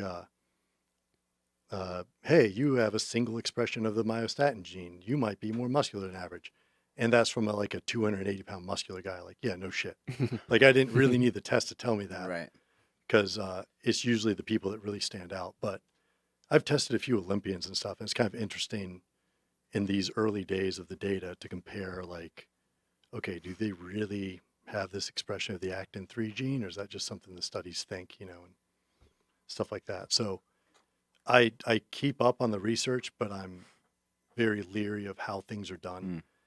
As you know, like, if a professor in whatever school makes a bench press study, how are they benching? How Yeah, wide is it? Like, right. there's And who so are many these people factors. that they're Yeah. testing it on? And there's so many factors that you need a lot of studies on chains on a bench press in a lot of different ways on a lot of different population to start getting a real answer. But in the meantime, if everyone in your gym is using chains on a bench and their bench is going up, that's good enough for me.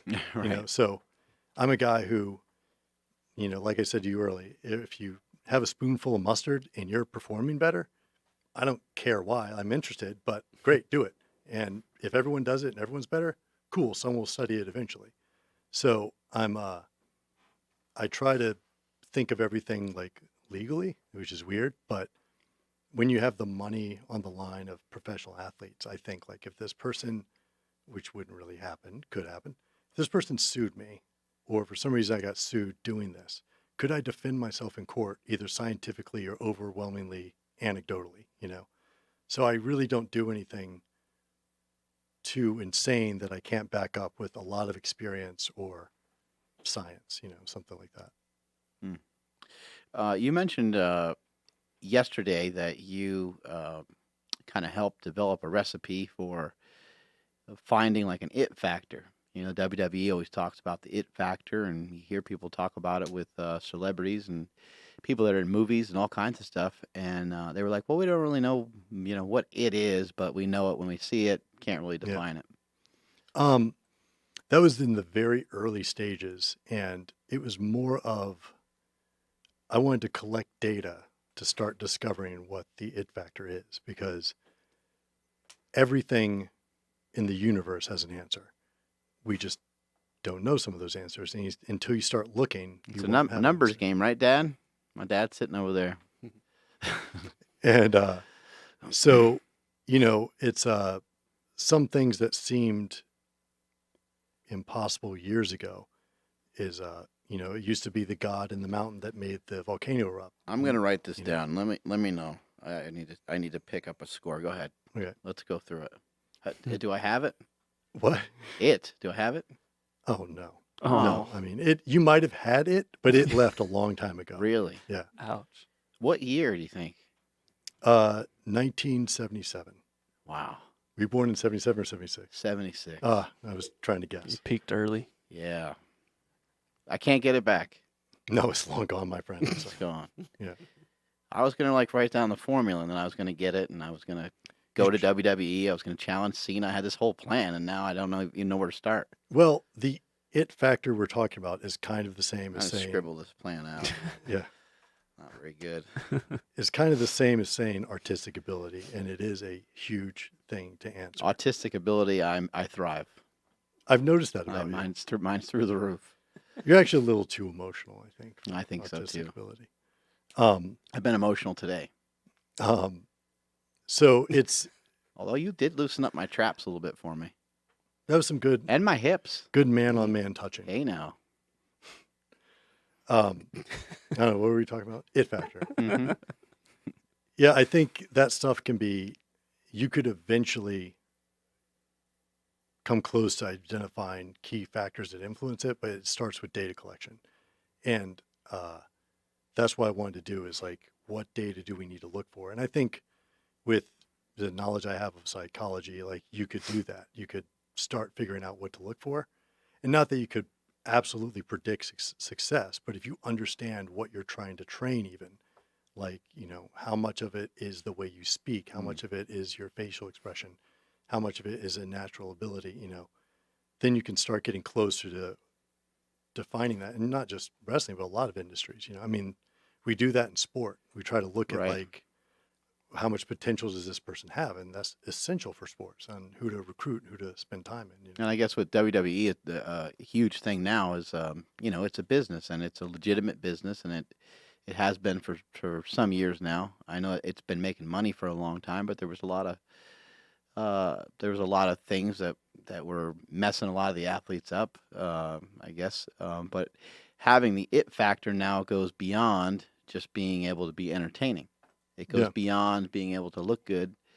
So maybe instead of getting excited about somebody who's 7 feet tall and ripped, maybe what they get excited about looks a lot different now. Yeah, I think it's, again, hate to stroke his ego, but Cena was a big factor the way he can conduct himself on talk shows or in interviews and stuff like that. It'd be really annoying if you're other talent, because that's what you have to live up to, is the ability to change gears and maybe go outside your character in just the right way to come across as a person that they want on their show. Right. But that's real life too. I can picture the other guys like, do I go out and try to learn Chinese or play the piano? What do I do? But that kind of thing, that's a good example of, I mean, there's not that many people who put that kind of effort forward. And when they talk about what they want, I'm really big on like hypocrisy and honesty and stuff. And I tell them like, well, what are you doing to get it? Then shut the fuck up. Like if you're not doing the things to accomplish it, then you're just saying, I wish I magically had these abilities. But if you really want to learn how to play the piano, as soon as you get home, download some online lessons and start doing it. Or shut your mouth. Like, I want to hear that. Those are just pretend thoughts, you know? Right. So I think he's someone who puts his money where his mouth is, you know, and he really does these things. And it's good that he has the resources to do it, and he finds the time. And that's huge, is people don't, they say they don't have the time, you know, but then as soon as you say, like, how much TV do you watch per week? Oh, like an hour a night. You have an hour, you just chose to watch TV instead. Yeah. And it sounds like maybe too methodical, but I mean, life is about where are you going to put your time? You know? That's that question of how much does your TV cost? And somebody says, oh, it was $400. It's like, no, it doesn't cost you $400. It costs you however much time it takes you to watch it all the time is how much it costs you. It's bleeding a lot more money out of your pocket than you might think. Yeah. But we got to watch wrestling though, right? And True. it's on twice a week. I mean, we got to try to keep up with Or what's you going just get on. the highlights online, you know. Oh, just as long as you watch the commercials, I guess. Just catch some of the quick clips at the end. Yeah. Papa Bell sitting right behind me just handed me a note. It factor or idiot factor? The idiot factor There's some of that is sure. very strong in you. And in fact, people would like to study it, you know. But the it factor, it left a long time ago. Replaced by the idiot factor. 77. I wrote it down. Okay, good. So you remember. Yeah, I at least got that. Maybe the formula has 77 ingredients, and every year you lost one. Maybe, I don't know. Maybe. My last question for you. Obviously, once you start lifting, you know, you said like why you started and how you started, like reading whatever book that was. I can't remember. So once you started gaining size and stuff, it's pretty obvious like that motivated you to keep working out. What motivated you to keep learning though? You know, to actually want to, you know, kind of answer people's questions when they come to you. Knowing what was possible, I guess. And I was never a guy who made quick gains. It was always very, very slow and steady. Okay. So I'd always thought I was doing something wrong, you Yeah. know, because sometimes you'd see people like, I got 40 pounds on my bench last week. And I just wanted to see if I was, I guess, if I personally was doing everything possible. And then once I was working with people, I don't like being mediocre. I think I'm a mediocre person at a lot of things, but you can put the effort in to be beyond mediocre, you know? I don't think I'm stronger than the average guy, but I'm not crazy special or anything like that. But I haven't stopped. I think you're special. Thanks. That means a lot. You guys are too cute. And so, you know, I think I was telling you, I'm more proud of the fact I've been able to bench press 405 for 20 years or so than what my best bench ever was. It's just because that's the consistency, you know. And that's an amazing thing because people are always trying to be special or spectacular, and they don't realize that what can really separate them out is just to be good for a long period of time. Yeah. And even just holding on. Like you stay the same or similar body composition to what you were when you were in your 20s and you're 60. And it's really you held on to something that other people couldn't hold on to anymore. It's really the boring answer for a lot of things is like, how do you succeed? It's like, be really good at your job. And this, I feel like, but you don't have to be great. Like No. you'll be great by being good for a long. Like if people know that I consistently put this over here and you consistently do it and you do it right, that's great. And you can get bonuses and you can get rewards and you can move up in the company. I'm going to give you more. right. The more you show, the more you'll get. And that's the trick. And people are always looking for like hacks and stuff like that to make the process faster. I like what you said about hacks the other day. That was great. What did I say? You said something clever. Think of something clever. Go ahead. Ready? Go. 5, 4, 3, 2, 1. That was a Fired. fast count. I got nothing. Fired. Oh no. Fucking fired. You're off the team again. Again? The second time. Second time today. Yeah. That means you're doing something good though. Yeah. Now the other day you said, or yesterday you said that. Now I forgot. What were we talking about? Hacks? Hacks. That's right. What you said was is that while somebody else is spending all this time trying to figure out a hack, you're That's right. halfway. You Yeah. worked halfway through it. Yeah, and that's I like being efficient in everything, but if you just sit there waiting, like nothing happens. Yeah. So you just have to, as you said the other day, you just have to start. And once you start, like just start and go. And like if you don't think your program's perfect, it doesn't matter. Like you'll never be perfect. So you just go in the gym and you start working out, and you make mistakes and you'll get better. It's kind of like what we were talking about earlier about nootropics and stuff. Like Right. the one guy that's going to spend a week trying to find a good combination of cognitive enhancers, the other guy just gets work done. Yeah. So it's like, okay, you're trying to get this an edge on somebody, but you're already starting behind. Right. So Well, and somebody might have just went for a run. They might have just run up a hill, and then they feel great, and Yeah. they're inspired, and they get some of the similar effects. Maybe it's not the same thing as Yeah. taking some of these pills or whatever, but Mhm. there's a lot of different ways to get there. And I think it's just, I know knowing my strengths early on and my weaknesses just motivated me to like maximize my strengths and minimize my weaknesses, I guess. So I just kept learning as much as I could.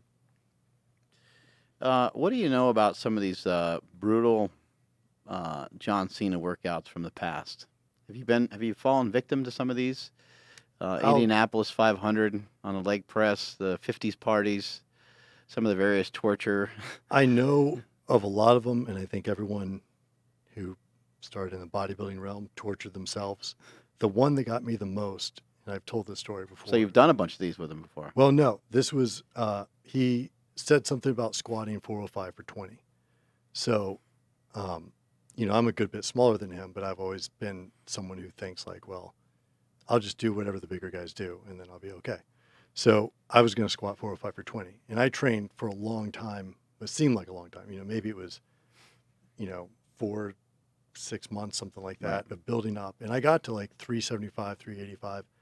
Then I can't remember what happened. Like maybe I twisted something, but I stopped, right before I got there. So years later, we were in a car, and I was like, I never got that 405 for 20. He's like, what are you talking about? I'm like, you squatted 405 for 20. That's really impressive. I wanted to do it. I trained my ass off.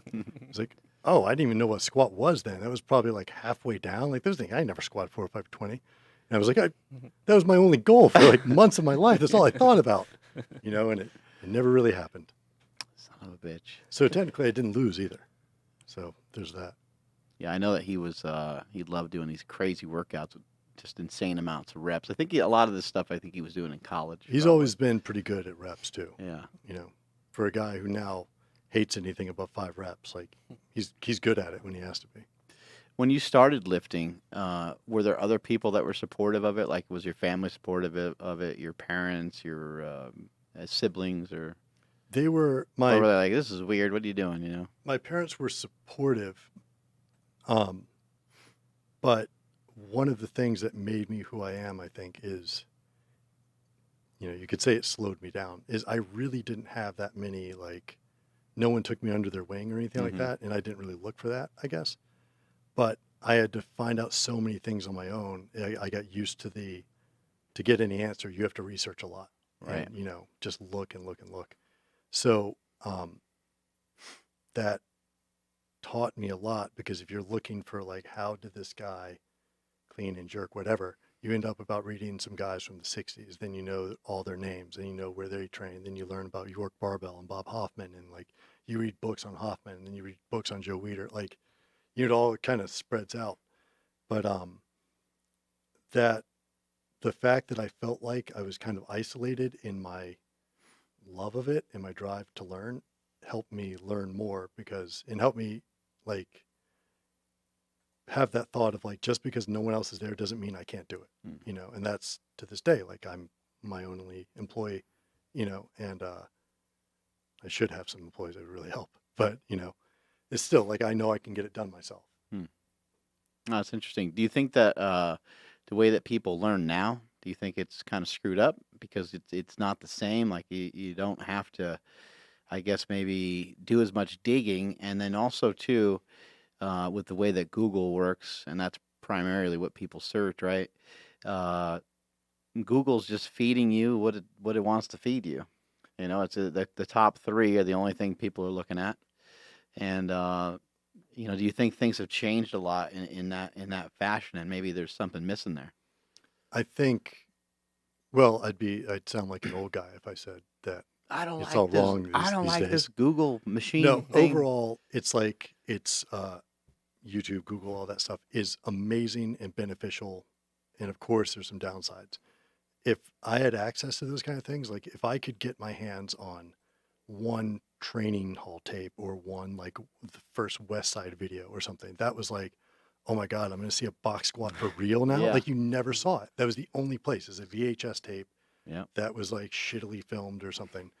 And now you can see that literally with the click of a button and you can see 1,000 variations. right. And that's the biggest problem, I think, is the information overload of Mm. what is correct.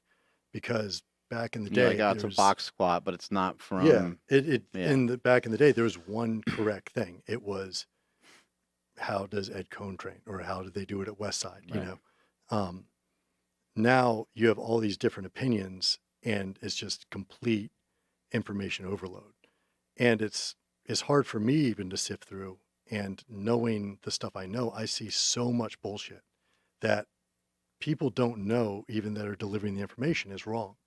You know, they don't know any better. And it's things like, wow, I would never say that with that much confidence, but they're trying to get hits or, you know, whatever they're trying to do.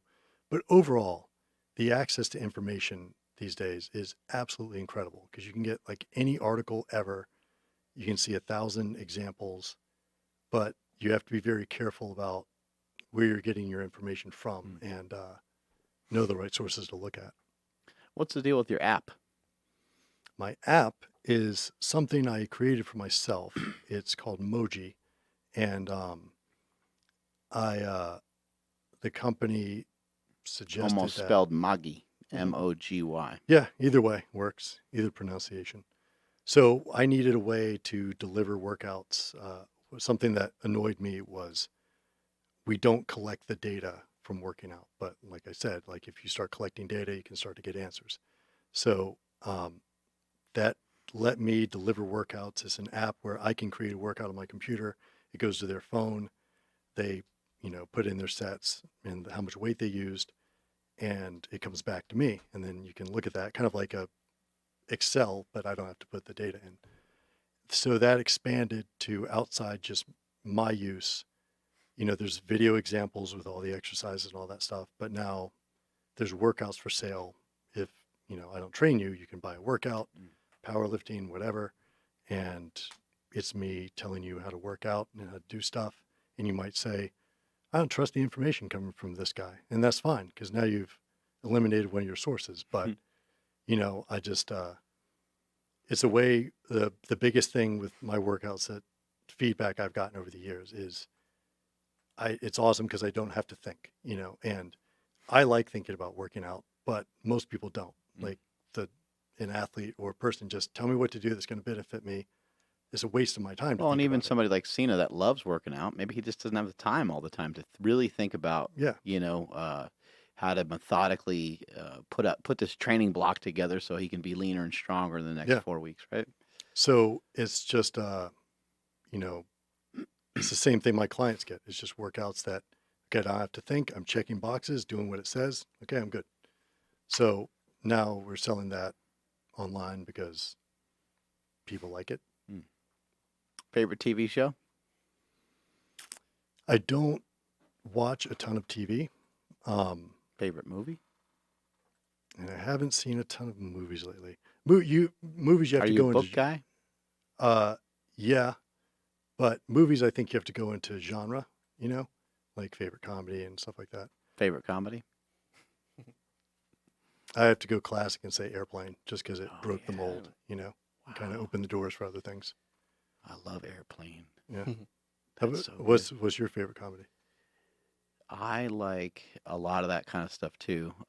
When you say Airplane, I'm thinking of like Top Secret and some of those other movies that are similar to that. Over the top kind of. Yeah, Naked those are- Gun. Yeah, Naked Gun is really good.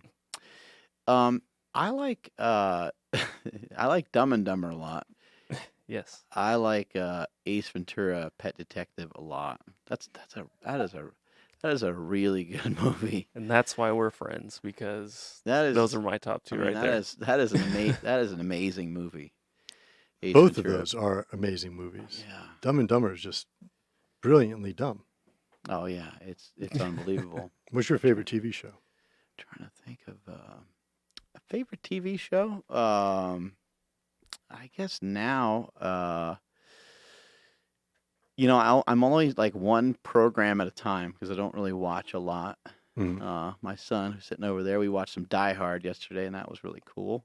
That's just an old movie, but from TV wise, I'm watching a show right now called Goliath, which I like a lot. It has Billy Bob Thornton in it. Okay. You find something and you just get involved in it because you're bored. You need something to do every once in a while. Yeah.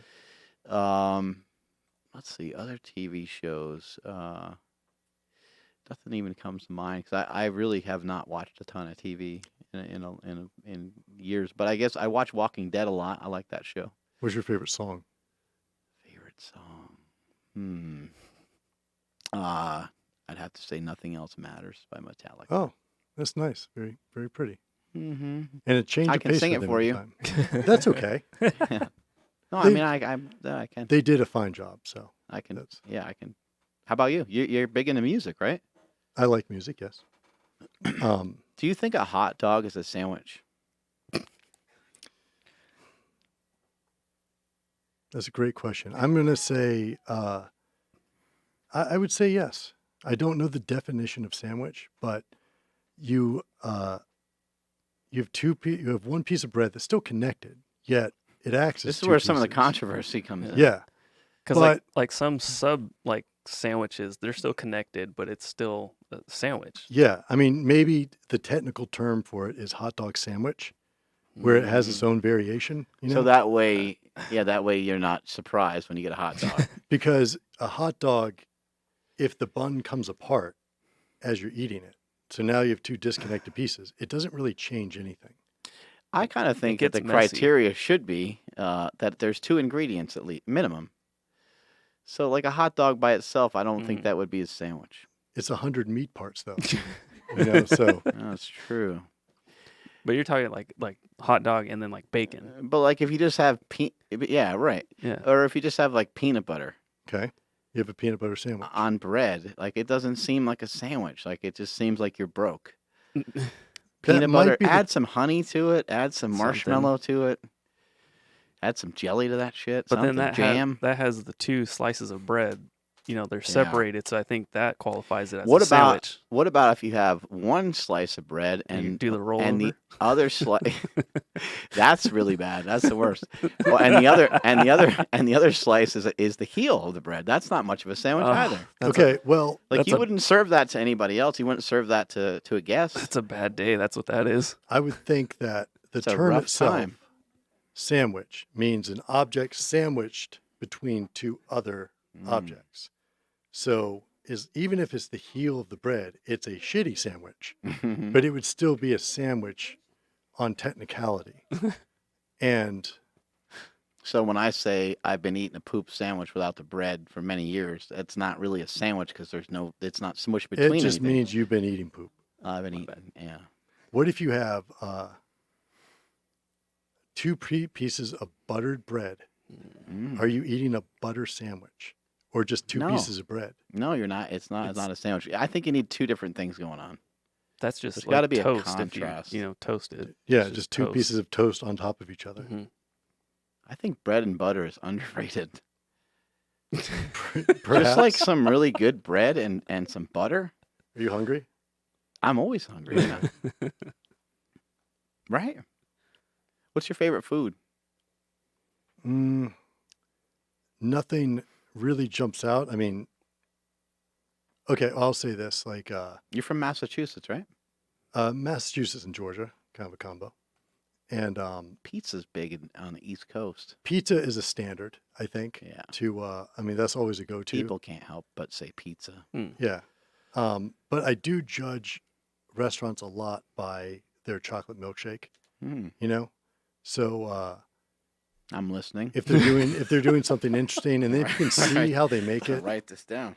is it in the big silver cup, so it's an actual milkshake machine, Oh yeah. or did they just get some milk and some ice And then they give cream? you the extra. Yeah. And the extra tastes so much better for some You're reason. so fat. It's been sitting in the cold cup, and that's essential. That's showing extra effort. And did they use chocolate ice cream and chocolate syrup, or just chocolate ice cream, or did they use vanilla ice cream and chocolate syrup? And then so there's a lot of What's options. there. better? That kind of depends on Double the person. down on that chocolate. You can't mix too many things at one time. There's a place in Vegas that I went to, like Burger Bar or Burger Barn, I think. It has like a $65 burger. Thing was amazing. It was It was worth it. oh yeah, it was totally worth it. Yeah. There was a But they had a shake that you could put like anything you want into it. And my friend Katie Hogan, she went too ham on this thing, and I was like, you just killed all the flavor because you mixed. I know you're excited, but you mixed way too many things together. when does a milkshake just become a blizzard? Because you've mixed too many solid Yeah. objects in it. Or what about like when a little kid? Yeah, that's true. Or like when a little kid just ends up with a soupy like bowl of mush. Like With my one kid, piece of ice cream in the middle. yeah, left. my kids like they'll put a bunch of toppings on it. Or if we go to one of those yogurt places, Yeah, it they put the happened. most disgusting things on top of their ice cream, and I'm like, what is wrong with you kids? It happened yesterday. My daughter turned 10, so for her 10th birthday, we got her diabetes. No. We went to a frozen yogurt place, and she got like some weird mixture. It was like a blue ice cream. She put gummy bears, cinnamon toast crunch, chocolate chips, chocolate dipped strawberry, chocolate shell syrup all over it, marshmallows. And I'm like, that's not going to be good, but whatever. I mean, That's just too much. she couldn't finish it, of course, but this bucket weighed like 10 pounds and it was like $7. I'm like, well, Jake knows what's up over here. He gets like one flavor, and he puts Yeah. like one or two things on there that go Solid. together. Yeah. See, that's a You don't put like peppermint on there and then a peanut butter cup. maybe that's Well, reflective You're of gonna run into some problems. like your personality and how much control you feel you are of your own life. Like the out of control people just put everything on and they have no real direction or purpose. But then the people who have it all figured out, like, no, I would just like some chocolate sauce on top, please. Maybe it's just to like mess with me. It's like rebellion. Yeah, I'm gonna perhaps. show you, Dad. I can do whatever I want. Put whatever I want on here. So I'll just put this peanut butter cup with an Oreo on top. What is your favorite food? Did we get there yet? Did Um, we figure that out? is it pizza, right? I think that's an easy thing to say, but it depends on the time. Sometimes you just want a steak, and then pizza's not going to satisfy the steak craving. So, I'm not a big foodie. Food's always kind of been a means to an end. It's something I have to stop and do so I can keep going. So I'm a boring person to ask that to. What's your diet like? You It's got to pay pretty. attention to it a lot, or I do, but it's habit at this point. So I tend to, in general, eat, high protein like everyone and all that. But What about In-N-Out? that's certainly legal at certain times. Mhm. Being that I'm on the West Coast, that's going to happen Nice. when I'm out here. But I tend to eat, lowish carb, not on purpose. Just if carbs happen, they happen. French Yeah. fries? Mhm. Times, but if I have a choice, I avoid fast food. I've heard they're a waste of time. French fries. If they're in the value meal, I mean, it's valuable. It's What a if you value don't meal. order them, but they still end up in the bag? You ever had that happen? Then I think you're obligated to not waste food. And you have to have Yeah. it. The French fries that fall out of the actual wrapper are better than the French fries that are in Well, there. those don't count. They're a nice They're surprise. They they're don't. not in the French fry container, so Mm. they're kind of just escapees. But yeah, I don't do anything. I stay pretty consistent. I know what I can get away with. So if I want in and out, I'll eat it, and if I get a little soft, I'll tighten up, and then I get try to get soft again by eating pizza and yeah. Just kind of pick and choose.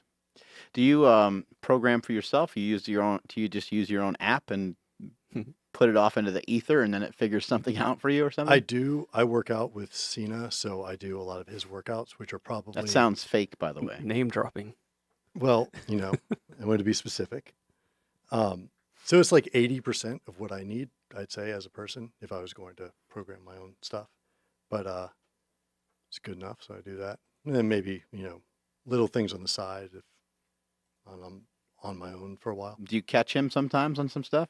Kick his ass? He's traveling a lot, or he's just hard to beat.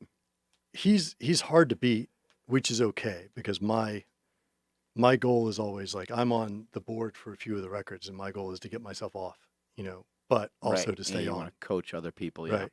So I want to put up the best fight that I can, Unfortunately, as I age, I can feel it creeping in, but I'm